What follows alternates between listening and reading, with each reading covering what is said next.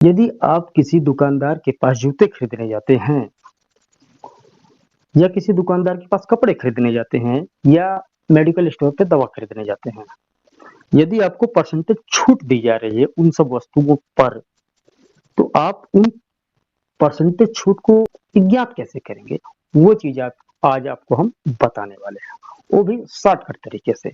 जैसे आप यदि किसी जूते की दुकान पे गए और आपने एक जूता पसंद किया और आप पूछे कि भाई साहब इस जूते का दाम कितना? दुकानदार बताता है कि इस जूते का दाम 1000 रुपए है। फिर आपने पूछा कि इस पे कुछ डिस्काउंट भी है? तो दुकानदार बोलता है जी हाँ है, 10% का डिस्काउंट है। तो यदि 1000 पे 10% का डिस्काउंट हो गया, वो दे दिया, तो आपको अपने जेब से कितने रुपए उस दुकानदार को देने हैं? ये चीज आज आपको हम बताएंगे। यदि आपके पास एंड्रॉयड मोबाइल है तो उसमें तो कैलकुलेटर होता है, तो उसकी सहायता से आप बड़े आराम से यूं चुटकी में पता कर पाएंगे कि छूट देने के बाद, परसेंटेज छूट डिस्काउंट देने के बाद हमें अपने जेब से इस दुकानदार को कितने रुपए देने हैं। प्रैक्टिकली समझते हैं। आइए, जैसे आप दुकानदार के पास गए, आपने अपना पसंद किया हुआ जूते का दाम पूछा, दुकानदार बताया 1000 रुपए। फिर दुकानदार आपसे ये भी कह रहा है कि इस 1000 रुपए पर 10% का डिस्काउंट है, छूट है। जब 10% का डिस्काउंट है, तो इसको हम लोग कैसे अपने मोबाइल के कैलकुलेटर से हल करेंगे? आप पहले 1000 रुपए लिखिए अपने कैलकुलेटर पर, फिर 10% का जो डिस्काउंट है, तो उसको क्या करना है, बुरे 100 में से 10 को घटाने हैं। तो बचा मेरा कितना, 90। 1000 में 90 का गुणा करना है और फिर गुणा करने के बाद उसमें 100 का भाग दे देना है। अब उसके बाद जितना उत्तर आता है उतने रुपए आपको उस दुकानदार को देने हैं। तो ये दो जीरो से ये दो जीरो कट गया। अब इसमें गुणा होता है तो ये आता है मेरा 900 रुपया। 900 रुपया मतलब ये है कि आपको दुकानदार को सिर्फ 900 रुपए देने हैं। फिर से मैं रिवाइज कर रहा हूँ। जैसे कि यदि दुकानदार आपको कोई जूता 1000 रुपए में दे रहा है और आपसे पूछ रहा है कि 10% का डिस्काउंट है, तो आपको 100 में से 10 घटाने हैं। तो बचा कितना, 10% का डिस्काउंट है मतलब कि 100 में से 10 को घटाने हैं। तो बचा कितना मेरा, 90। तो उस 1000 में 90 का गुणा करेंगे पहले, फिर गुणा करने के बाद जितना आता है उसमें 100 का भाग दे देंगे। वो जितने रुपए आंसर आएगा मेरा, उतने ही रुपए दुकानदार को देने हैं 10% डिस्काउंट के बाद।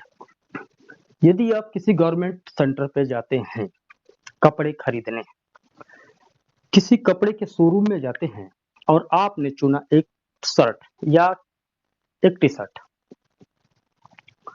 आपने पूछा कि भाई जी ये बताइए कि इस शर्ट का दाम कितना, तो वो बताता है आपको उस शर्ट का दाम 500 रुपए। आपने पूछा कुछ डिस्काउंट, दुकानदार बोलता है जी हाँ है, इस 500 रुपए के शर्ट पे आपको 20% का डिस्काउंट भी है। तब हमें अपने जेब से कितने रुपए दुकानदार को देने पड़ेंगे, आइए बताते हैं। यदि 500 रुपए का आपका शर्ट है, यदि आपका शर्ट 500 रुपए का है और आपको दे रहा है दुकानदार 20% डिस्काउंट, 20% का आपको छूट दे रहा है, तो क्या करना है? आप अपना कैलकुलेटर खोलिए, 500 लिखिए और 20% डिस्काउंट का मतलब कि 100 से 20 को घटाइए, बचा कितना, 80। अब उस 500 में 80 का गुणा करिए। अब गुणा करने के बाद जितना आता है उसमें 100 का भाग दे दीजिए। अब भाग देने के बाद मेरा जितना आता है उतने रुपए,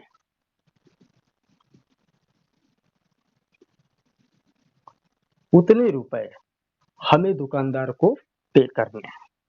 उस दुकानदार को हमें उतने रुपए देने। यदि 500 रुपए का चीज है, उस पे 20% का डिस्काउंट मुझे वो दुकानदार दे रहा है, तो वो चीजें मुझे 400 रुपए की पड़ेंगी। मतलब कि हमें अपने जेब से दुकानदार को 400 रुपए देने पड़ेंगे। इस तरीके से इसको हल करना है। यदि आप किसी मेडिकल शॉप पे जाते हैं दवा खरीदने और आपने लिया किसी प्रकार का टैबलेट या इंजेक्शन, और आप पूछे कि भाई साहब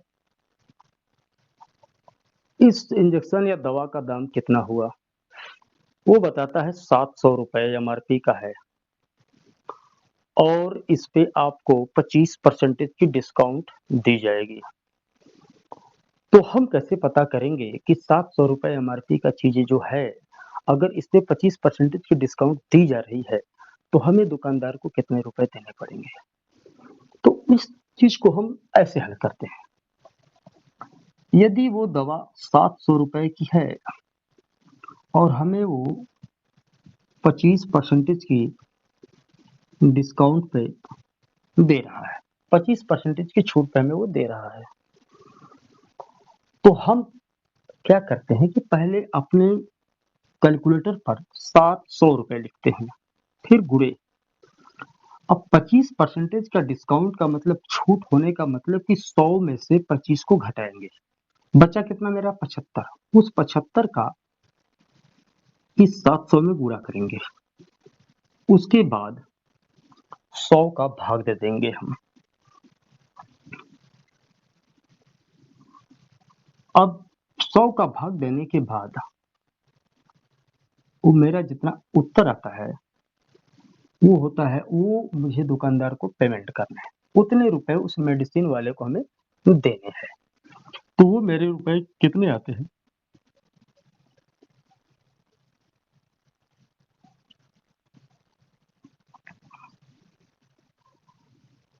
अब मुझे उस दुकानदार को 525 रुपए पेमेंट करने पड़ेंगे। समझ में नहीं आता है। जैसे 25% का डिस्काउंट बताते हैं वो दुकानदार, और उसमें 20% का डिस्काउंट जोड़ लेते हैं। बताएंगे 25% का डिस्काउंट, और आपसे आपके रेट जो वो दाम रहेगा उसमें 20% का डिस्काउंट आपको देंगे और बड़े आराम से पैसे देके चले जाएंगे। तो ये जो नॉलेज है आप के पास है तो अच्छी बात है।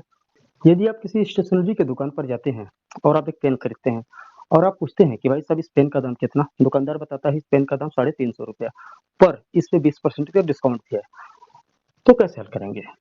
आपने लिखा 350 रुपया, उस पे कितना 20% का डिस्काउंट, 350 रुपए का पेन गुणे 100 में से 20 घटाया 80। अब गुणा करने के बाद जितना आया उसमें 100 का भाग।